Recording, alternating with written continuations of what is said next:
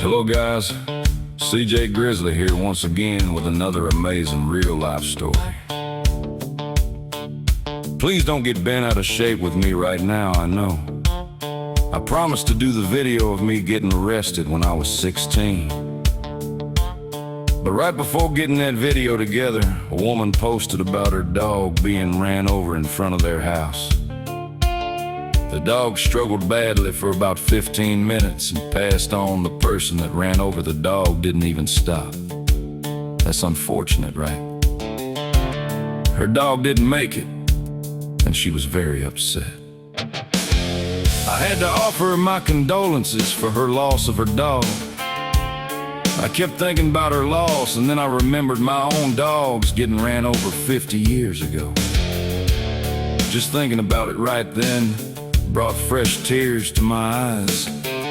A prayer was said for my two dogs and for her and her dog too. Now I'm living that nightmare over in my head, and I also told my wife the real life story.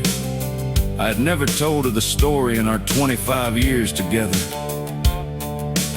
So 50 years later, it still brings tears, and that's pretty powerful.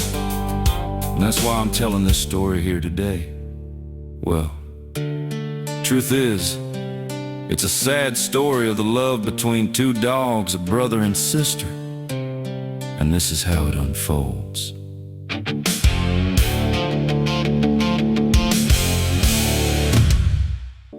When my brother was 13 years old, and I was 12 years old, our parents moved us out to the country away from the big city. The city schools were horrible, and violence was a daily occurrence with the segregation ending. And there were still hostilities that had not been mended, and therefore bomb threats and riots were a weekly occurrence. The schools were horrible. So my mom, being the great mom that she is, had managed to talk our stepdad into moving 35 miles out into the country, so we could have a better education, safety, and room to grow.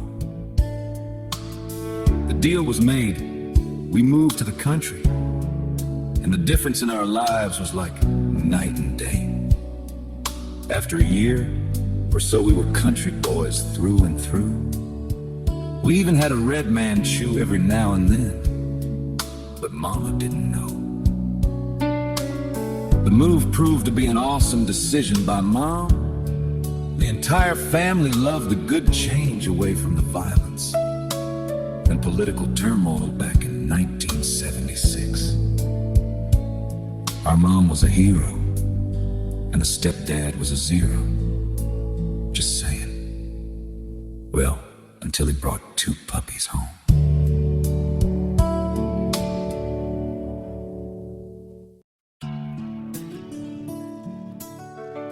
Yeah. We had a little farmhouse on 5 acres, and a quarter of it was mushland. We had a barn and a few outbuildings, and a few chickens, and a cat.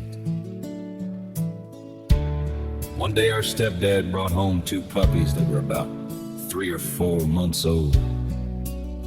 One was a brown male German shepherd we named Hutch, and the other dog was a blonde female German shepherd we named Starsky. They were brother and sister. We named them Starsky and Hutch after the popular TV show back then. We don't know if Starsky was the run of the litter, but she seemed very shy and different, I guess you would say. She had this emotional side of her that was so evident. She was so gentle and submissive. Hutch was the older brother, confident, sure, and always taking care of his baby sister Starsky.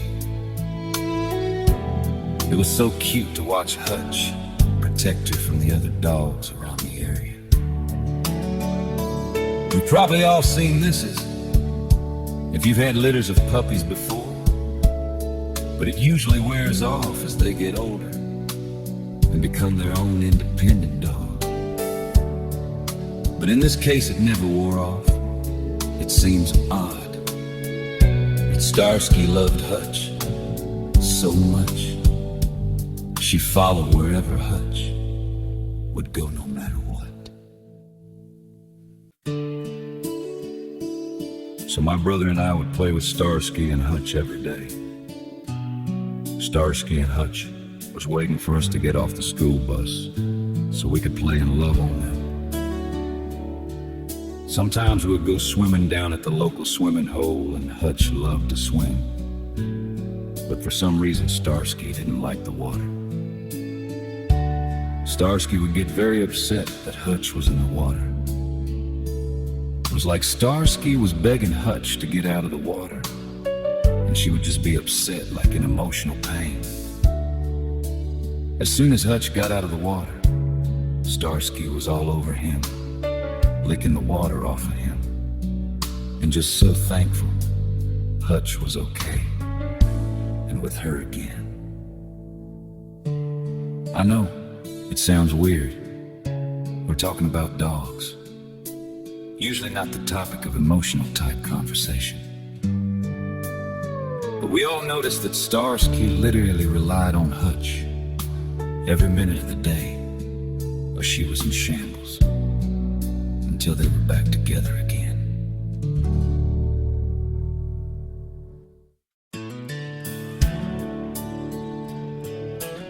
Since we lived in the country, and there wasn't a leash law there, so people let their dogs run, and so did we. The dogs slept in the barn, where we had a few chickens too. Sometimes Hutch would wake up before Starsky, and he would go for a walk for 20 or 30 minutes. Starsky was still sleeping. Many times Starsky would wake up, and Hutch would be gone, and Starsky would be whining as she was missing Hutch. So the family would pet her and hold her to try and keep her mind off Hutch being gone. As soon as Hutch rounded the corner, Starsky ran up to him for a big hug. And Hutch was so happy to get that love from his little sister. As time went on, Starsky would go looking for Hutch if he wasn't there when she woke up. Many times the other stray dogs in the neighborhood behind us would try to bully Starsky. Then Hutch would come a-running, making those dogs back off. Hutch got in a serious fight one time when one of the strays attacked Starsky.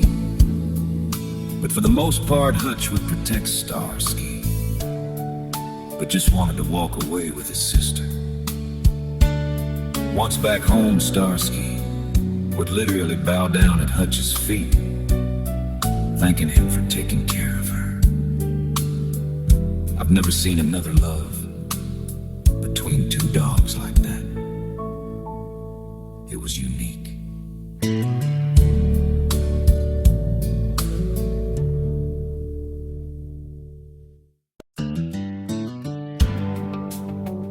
As time went on, the two pups were growing up,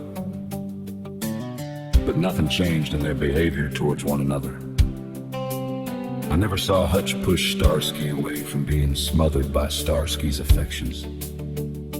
Hutch just did what Hutch did. Loved his little sister Starsky. I remember one time we went about 7 miles through the woods down to the creek at this place we called the Big Pipes. It was 2 huge concrete pipes about 8 feet in diameter. The pipes ran under the railroad tracks and into a creek that was about 2 to 3 feet deep during normal times. The water running out of the pipes was about 4 to 6 inches deep inside the pipes. The kids would get in there and walk through the pipe to the other open side of the pipe. The huge pipes lead to the water treatment facility. No kidding.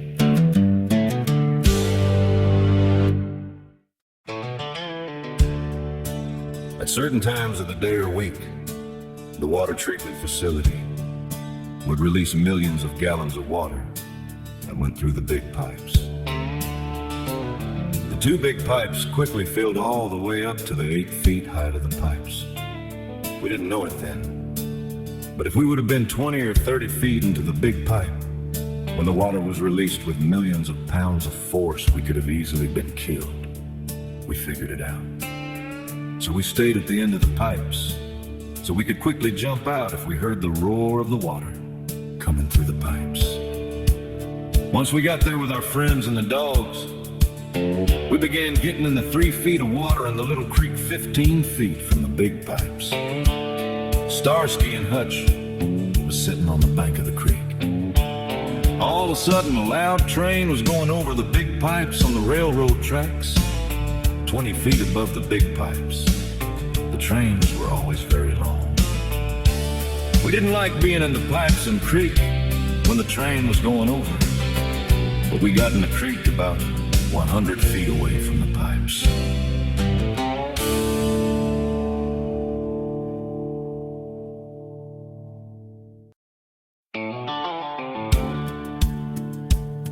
All of a sudden, Starsky started barking very aggressively at something. But we didn't know what she was barking at. She was looking at the pipes and barking at them, it looked like. Then, while the train is still going over the pipes, the water was released from the water treatment facility, and the water started blasting out of the pipes. The 2 feet of water was quickly rising. 3 feet, now 4.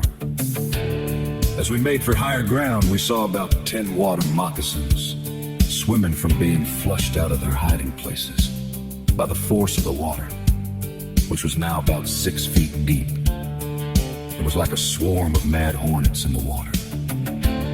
Starsky was protecting Hutch from snakes that were trying to make it to land where Hutch was. Starsky held the snakes off until Hutch was out of danger.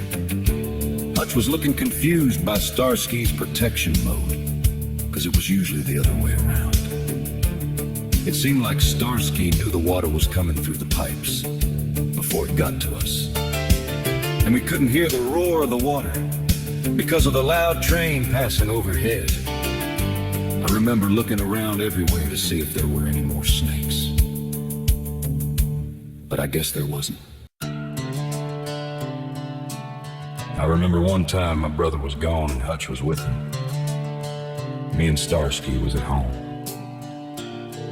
I was playing basketball there at the old barn hoop, and Starsky came up carrying a hurt rabbit in her mouth. She set it down on the ground and looked concerned about the rabbit. Since I was not a medical doctor, I didn't know what to do for the rabbit. I couldn't see where the rabbit was hurt or what the problem was. There was some blood on it. But I didn't know where it was bleeding from. I did what I thought I could do for it and gave it water, food, and a box with a blanket in it. I set all that in a small storage room for the rabbit. Starsky sat outside the storage room. When Hutch came back, I guess Starsky must have told Hutch, using dog language, what was going on. And he also laid with her there, in front of the storage building. The next morning we checked on the rabbit, and she had done had about 10 baby rabbits, and the mother rabbit was looking rough. We had to keep Starsky at a distance, because she would lick the baby rabbits too much. That was Starsky for you. So after about a year after we got Starsky and Hutch, everything was going good. And then, what some people call progress came to the area. Our house was about 70 feet off from the 2-lane road. As time went on, the road was being used more and more, because it was a main path to the bigger cities and towns. The traffic was picking up significantly. People were speeding more, and all the usual problems that a big uptick in traffic causes, like people throwing trash out their windows onto the side of the road. And other things was exploding. Also, bigger trucks and semi-trucks were using the road as well. There was an uptick in car wrecks and accidents, So they put up some yellow blinking signs here and there along the 30-mile stretch of the road. But it didn't help slow people down much. Heck, my friends, and even I were guilty of speeding on the road in the past. Then, the major highway that was 5 miles north that was running parallel with our road underwent heavy road reconstruction, which caused traffic delays and backups for an extended period of time. So to avoid that situation, more people were using our road. Traffic on our road increased by 5 times over that short period. The county still didn't have a leash law, and people couldn't afford to fence their yards in or just didn't want to. We started seeing dogs and cats and other varmints dead on the road from getting ran over by these new drivers that just sped on through. Starsky and Hutch had been really good at staying out of the road, but the family was getting worried about our dogs. We couldn't afford to fence the yard, and we didn't want to tie them up. We wanted them to be free like they always were. At the same time, we needed a solution to protect Starsky and Hutch from the road.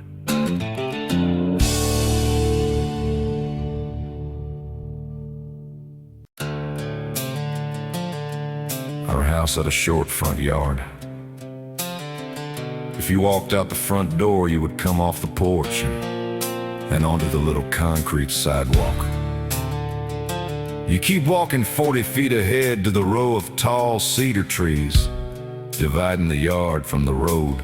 The sidewalk went through the row of cedar trees and through a 2.5-foot tall white picket fence gate. It was another 30 feet to the edge of the road. I guess the people that lived there before us planted the cedar tree blind to cut off the view of the road and also cut down on traffic noise. If a car was to run off the row of cedar trees would also protect the house. The cedar trees worked and did make the front yard more private, but the road was still just a few steps away, and we were always aware of it. The little picket fence was just for looks, and it was only half the front yard in front of the house. It was old and wouldn't keep the dogs in. Starsky and Hutch were always mindful of the road and pretty much stayed out of the road. Thank God.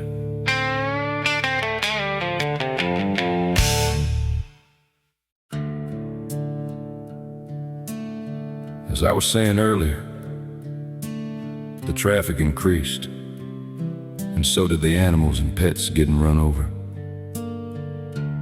The speed limit was 55 miles per hour, and at times people would be driving 70 miles per hour. We couldn't slow them down, and the county wasn't responding to requests to reduce the speed limit. So one day someone's dog got hit in the road right in front of our house, right in front of the blind area of our yard. The dog was alive and was moaning loudly in pain. Hutch heard the dog in pain and went into the road to try and help the injured dog. And then another car came blasting through and ran over Hutch and the other injured dog. Hutch was yelping in pain. He was hit pretty badly.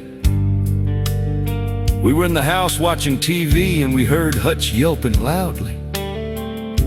So we quickly ran out to the yard to see what was going on. Starsky went right up to where Hutch was laying in the road. She was frantic and crying over Hutch. Starsky was devastated, and we cried for all the dogs.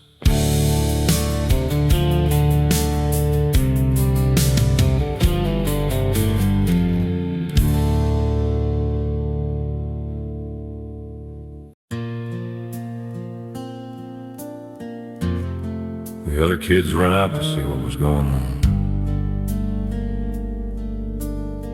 We stopped the traffic, so we could get the hurt dogs out of the road. Both dogs were a bloody mess and disfigured by the car crashing into them. We carried Hutch into the protected blind area of the yard, and a few minutes later, Hutch passed, and all the kids in Starsky were devastated. Our world had been crushed. The other dog had already passed when we moved him from the road. The drivers that were killing our animals never stopped. They just kept going. Like us. And our dogs didn't matter. And that made us mad. We all prayed over the lifeless dogs that had a stare of emptiness in their open eyes. We prayed and asked God to comfort us and the dogs, and we asked God for forgiveness for not protecting these precious gifts He had given us. We blamed ourselves for not securing the dogs from the road, but we were 13 years old. What could we do? As bad as it was, we didn't know the worst part was yet to come. In just a few days.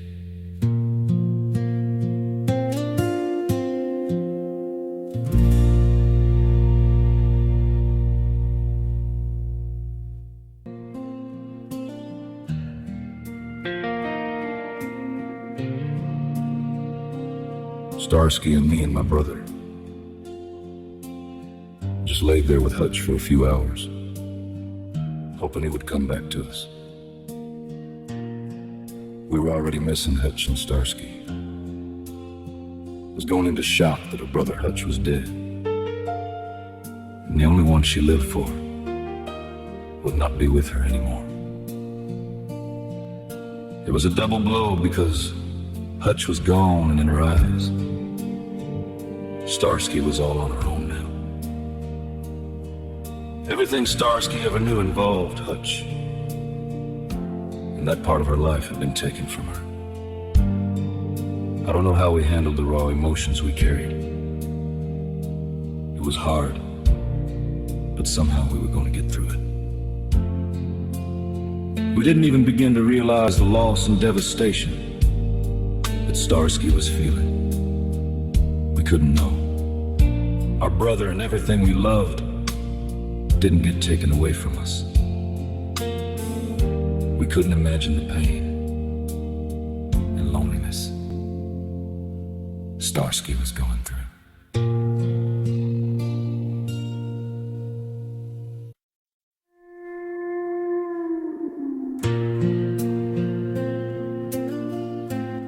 I think the worst part for Starsky was that Hutch passed on so quickly that they never got to tell each other goodbye, that they would always love one another through thick and thin. Starsky didn't get closure, and it was as if she was left hanging, still looking for Hutch to say goodbye, sis. I will always love you and miss you until we meet again in heaven. Let your family take care of you. Take care of yourself. Starsky. I promise I'll be okay until I'm with you again.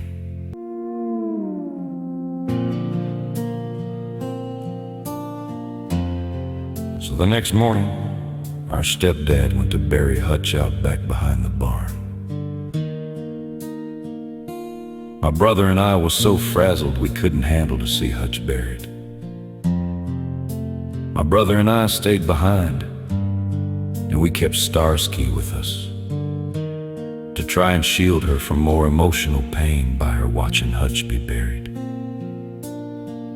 Our goal was to love on Starsky and try to help her get over the enormous pain she was feeling over the loss of Hutch.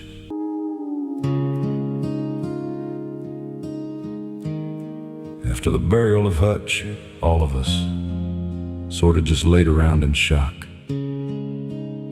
that our dog Hutch was no longer with us. And Starsky. Right around lunchtime, my brother and I went into the house for lunch. When we came back outside, Starsky was laying in the yard where we moved Hutch after taking him out of the road. That was the last place Starsky had seen Hutch looking back. Maybe we should have let Starsky see Hutch be buried behind the barn.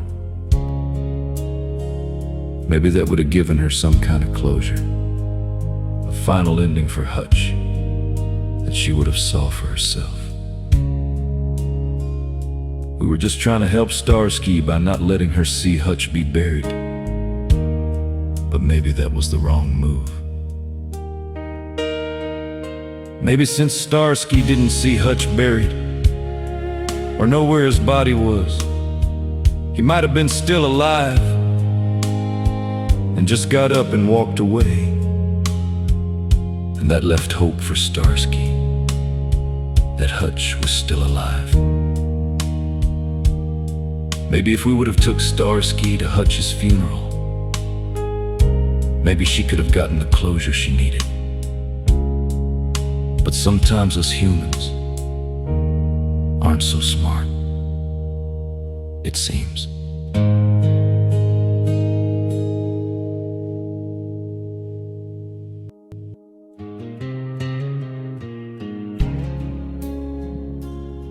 The next 2 days, Starsky laid there in the yard where she last saw Hutch.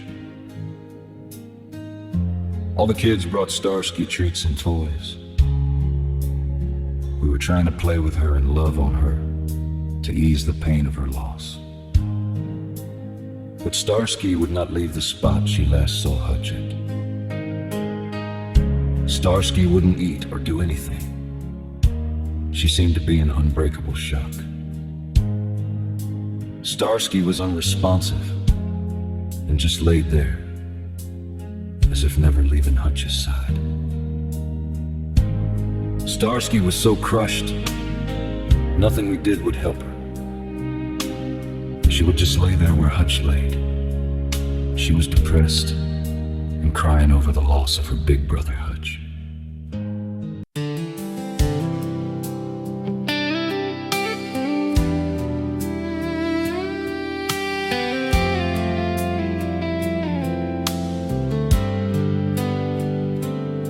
Starsky, I'm sorry I couldn't tell you goodbye.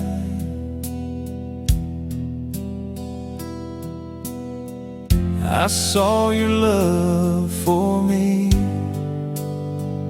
in your eyes. I wasn't able to tell you how I was feeling inside. I just wanted to love you. I didn't want to die.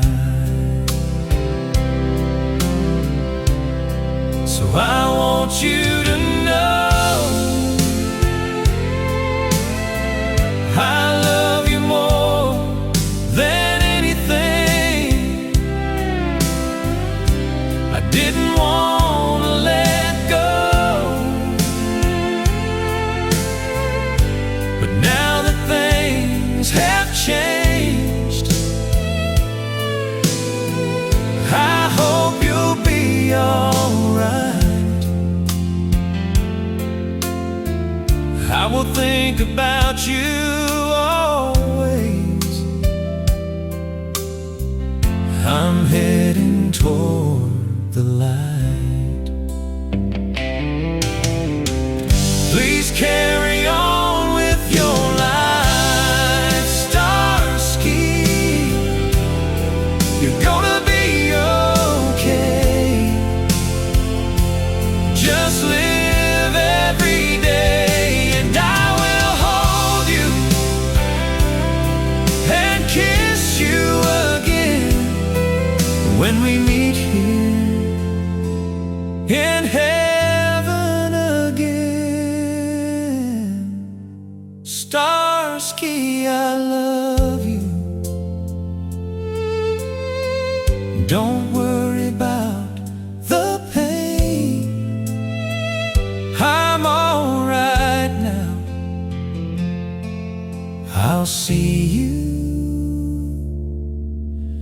in the promised land.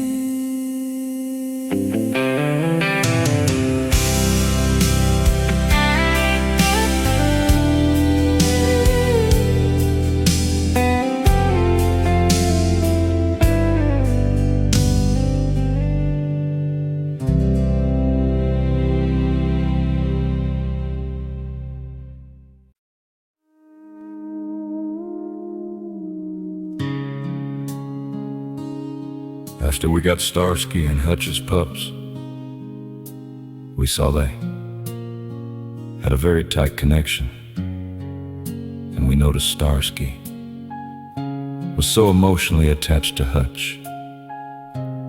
It was far beyond anything we had ever seen with dogs.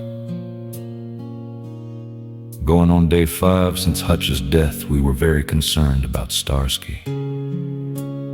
She had not eaten anything, and I don't even remember her drinking water. I guess it was about 10 in the morning. The family was still inside the house, and we heard a big yelp and a car skidding off. We rushed outside, and Starsky was in the very same place that Hutch had been hit by a car in the road. The neighbor said Starsky went into the road to the spot Hutch had died at, and she laid down there in the road. The neighbor said it was almost like Starsky wanted to die, like she had committed suicide because she couldn't face life without her brother Hutch.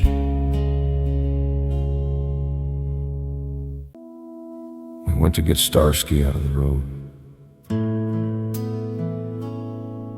and she had already passed on to be with her brother Hutch in heaven. It seemed obvious that Starsky didn't want to go on without Hutch. It was so painful for us kids. We couldn't make sense of it. So we had to bury another dog, part of our family. It really hurt, guys. Even 50 years later, telling this story has me crying just like the day it all happened back then. Later on, as we grew older and thought about Starsky and Hutch, we were convinced that Starsky had some kind of mental issue. All I know is whatever she had, it made her the most loving and generous and kind dog. She would have done anything for Hutch. Her caring and nurturing nature was unforgettable, and so was her smile and kisses. Seems impossible for a dog to think about suicide, but in this case, I think it was true. Starsky went and laid in the road where she saw 2 dogs die, and she could have gotten up out of the way of the oncoming car, but chose not to. And now, 50 years later, I'm crying my eyes out about those 2 dogs that I will never forget.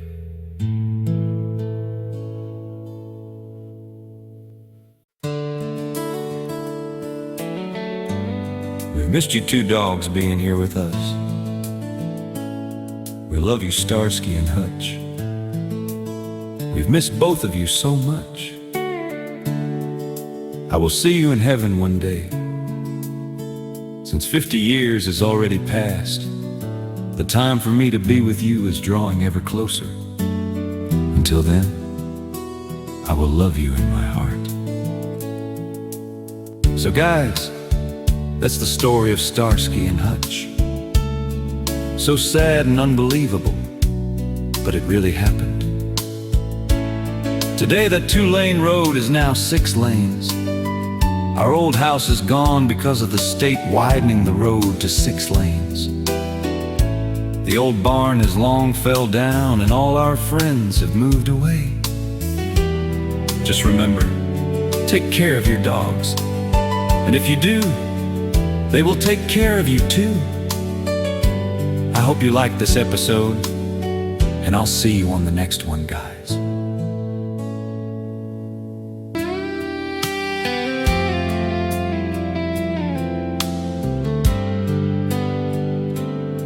Starsky,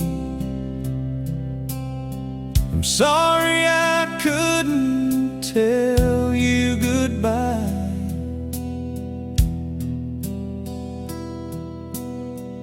I saw your love for me in your eyes. I wasn't able to tell you how I was feeling inside. I just wanted to love you.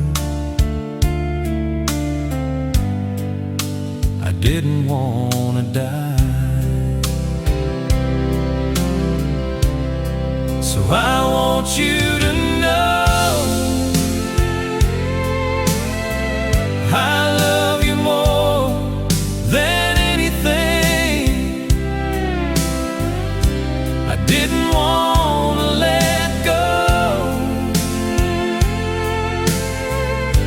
but now that things have changed, I hope you'll be alright. I will think about you always. I'm heading toward the light. Please carry on with your life, Starsky. You're gonna be okay. Just live every day, and I will hold you and kiss you again when we meet here in heaven again. Starsky, I love you. Don't worry about the pain. I'm alright now. I'll see you in the promised